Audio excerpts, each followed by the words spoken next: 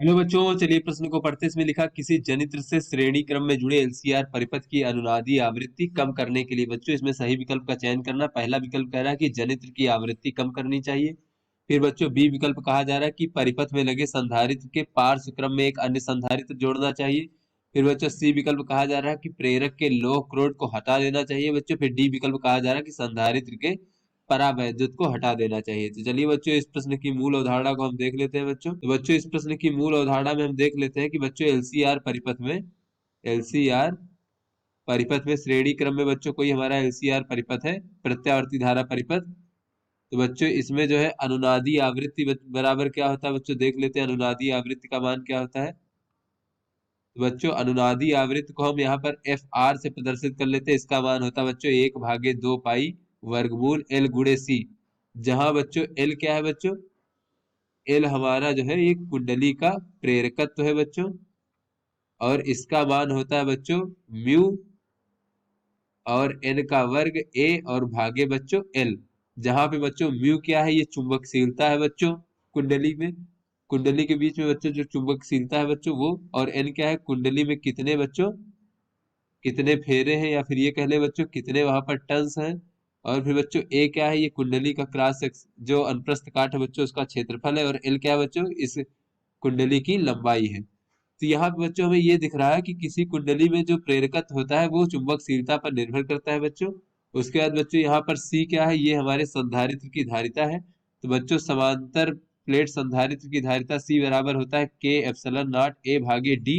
जहां पे बच्चों के क्या है बच्चों, परावैद्युत का परावैद्युतांक।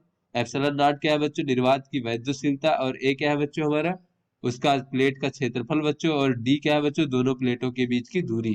तो यहाँ से बच्चों अगर हम देख लेते हैं कि अगर हम कई संधारित्रों को बच्चों समांतर क्रम में जोड़ते हैं बच्चों, तो समांतर क्रम में धारिताएं आपस में जुड़ जाती है बच्चों, धारिताएं आपस में जुड़ जुड़ जाती हैं। और जो परिणामी धारिता होती है बच्चों उसका मान बढ़ जाता है, परिणामी धारिता का मान बढ़ जाता है। क्योंकि बच्चों जब हम समांतर क्रम में जोड़ते हैं बच्चों, तो हमारी जो परिणामी धारिता C होता है बच्चों वो C1 C2 C3 इस प्रकार से जितने भी संधारित्र बच्चों समांतर क्रम में जुड़े होते हैं उनका योगफल होता है। और बच्चों श्रेणी क्रम में अगर हम जोड़े बच्चों, तो श्रेणी क्रम में परिणामी धारिता जो होती है बच्चों, धारिता का मान जो सबसे कम धारिता का संधारित्र है बच्चों उससे भी कम हो जाता है। सबसे कम धारिता के संधारित्र की धारिता से भी कम हो जाता है बच्चों, से भी कम हो जाता है। क्योंकि बच्चों जब श्रेणी क्रम में हम संधारित्रों को जोड़ते हैं, जो परिणामी धारिता 1/c बराबर होता है 1/c1 धन 1/c2 धन 1/c3 इस प्रकार से बच्चों। तो चलिए अपने प्रश्न को हल करते हैं बच्चों। तो यहाँ पर पूछा जा रहा है हमसे कि जो अनुनादी आवृत्ति है बच्चों उसका मान जो है हमें क्या करना है, कम करना है बच्चों। तो यहाँ पर बच्चों में पता है अनुनादी आवृत्ति एफ आर बराबर होता है बच्चों 1/2 पाई वर्गमूल एल और सी। तो बच्चों एफ आर का मान कम करने के लिए जो बच्चों हमारा प्रेरकत्व एल है और जो हमारा बच्चों संधारित्र की धारिता सी है का मान बढ़ाना होगा बच्चों। तभी जो है ये कम हो पाएगा, क्योंकि ये व्युत्क्रमानुपाती है बच्चों। इस प्रकार से यहाँ पर बच्चों इस हर में है तो इसका मान अगर बढ़ाएंगे तो ये हमारा इसका मान कम होगा। तो चलिए बच्चों अपने विकल्पों को देखते हैं। तो पहला विकल्प कह रहा है कि जनित्र की आवृत्ति कम करनी चाहिए। तो बच्चों जनित्र की आवृत्ति से कोई मतलब नहीं बच्चों अनुनादी आवृत्ति का। अनुनादी आवृत्ति जो होता है वो एलसीआर परिपथ का होता है बच्चों, और वो केवल कुंडली का प्रेरकत्व और संधारित्र की धारिता पर निर्भर करता है बच्चों। तो ये हमारा गलत विकल्प हो जाएगा। फिर बच्चों बी विकल्प है कि परिपथ में लगे संधारित्र के पार्श्व क्रम में एक अन्य संधारित्र जोड़ना चाहिए।